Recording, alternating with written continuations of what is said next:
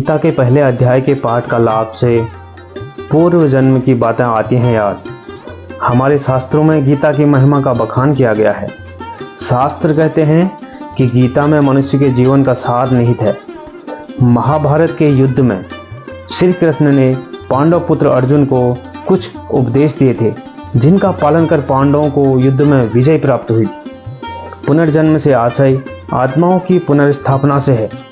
गीता के पहले अध्याय के पाठ में पुनर्जन्म से जुड़ी कई दिलचस्प बातों का उल्लेख किया गया है। मान्यता है कि पहले पाठ के अध्याय से पिछले जन्म से जुड़ी बातें याद आ जाती हैं। हमारे पुराने कर्मों का जीवन चक्र से गहरा संबंध है। हमें कई ऐसे उदाहरण मिले हैं जहां लोगों ने अपने पूर्व जन्म के बारे में बताया है, मगर अधिकांश लोग मृत्यु के बाद जब नए योनि में प्रवेश करते हैं तो वो अपने पुराने जन्म के बारे में भूल जाते हैं। एक बार भगवान विष्णु से माता लक्ष्मी ने प्रश्न किया, भगवान, आप संपूर्ण जगत के पालन करते हुए भी अपने ऐश्वर्य के प्रति उदासीन से होकर इस क्षीर सागर में निद्रा में लीन रहते हैं, इसका क्या कारण है?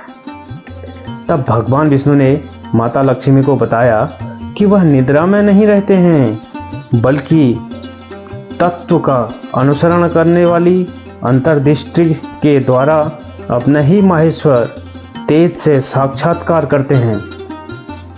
श्री कृष्ण भगवान बोले, प्रिय, आत्मा का स्वरूप द्वैत और अद्वैत से पृथक भाव और अभाव से मुक्त तथा आदि और अंत से रहित है। शुद्ध ज्ञान के प्रकाश से उपलब्ध होने वाला तथा परमानंद स्वरूप होने के कारण एकमात्र सुंदर है। वही मेरा ईश्वरीय रूप है। आत्मा का एकत्व ही सबके द्वारा जानने योग्य है। गीता शास्त्र में इसी का प्रतिपादन हुआ है। भगवान विष्णु के वचन सुनकर लक्ष्मी देवी ने कहा, गीता का यह प्रतिपादन मैं भी जानना चाहती हूँ। तब भगवान विष्णु ने गीता के 18 अध्यायों में अपनी स्थिति बताने के उद्देश्य से कहा, क्रमशः 5 अध्याय मेरे 5 मुख हैं और 10 अध्याय मेरी 10 भुजाएं हैं। 1 अध्याय मेरा उदर है और 2 अध्याय मेरे दोनों चरण कमल हैं। इस प्रकार यह 18 अध्यायों को ईश्वरीय मूर्ति ही समझनी चाहिए। गीता के ज्ञान मात्र से ही महान पातकों का नाश होता है। जो भी गीता के एक या आधे अध्याय का अथवा एक आधे या चौपाई श्लोक का भी प्रतिपादन अभ्यास करता है, वह सुशर्मा के समान मुक्त हो जाता है। तब देवी लक्ष्मी ने सुशर्मा के जीवन की कथा जाननी चाहिए। तब भगवान विष्णु ने बताया कि सुशर्मा एक बड़ी खोटी बुद्धि का मनुष्य था। वह न ध्यान करता था, न जप करता था और न अतिथियों का सत्कार करता था। वह हल जोतता था और पत्ते बेचकर जीविका चलाता था।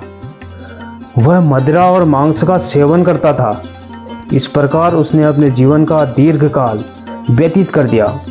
एक दिन वह पत्ते लाने के लिए किसी ऋषि की वाटिका में घूम रहा था। तभी काल रूपधारी काले सांप के डसने से उसकी मृत्यु हो गई। तदंतर वह अनेक नरकों में जा वहां की यातनाएं भोगकर मृत्यु लोक में लौट आया। फिर बोझा ढोने वाले बैल के रूप में उसने जन्म लिया। तब किसी पंगु ने उसे खरीद लिया। बैल ने अपनी पीठ पर पंगु का भार ढोते हुए बड़े कष्ट से 7-8 वर्ष बिताए। एक दिन पंगु ने किसी ऊंचे स्थान पर बहुत देर तक बड़ी तेजी के साथ उस बैल को घुमाया।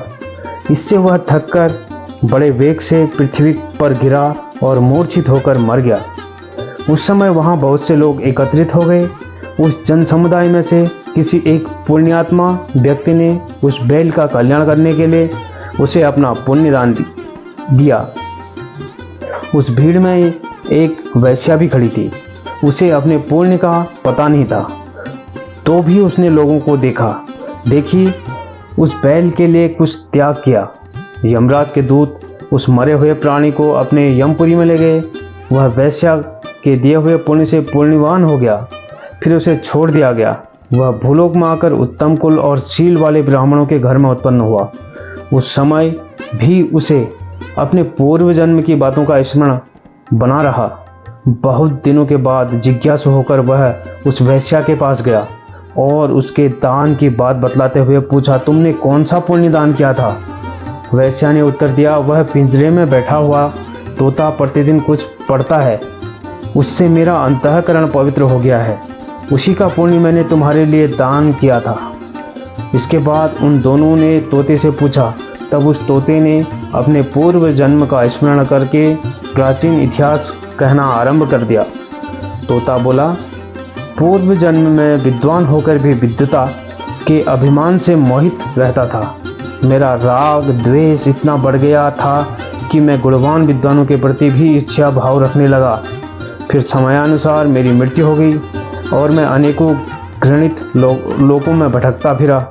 उसके बाद इस लोक में आया। सद्गुरु की अत्यंत निंदा करने के कारण तोते के कुल में मेरा जन्म हुआ।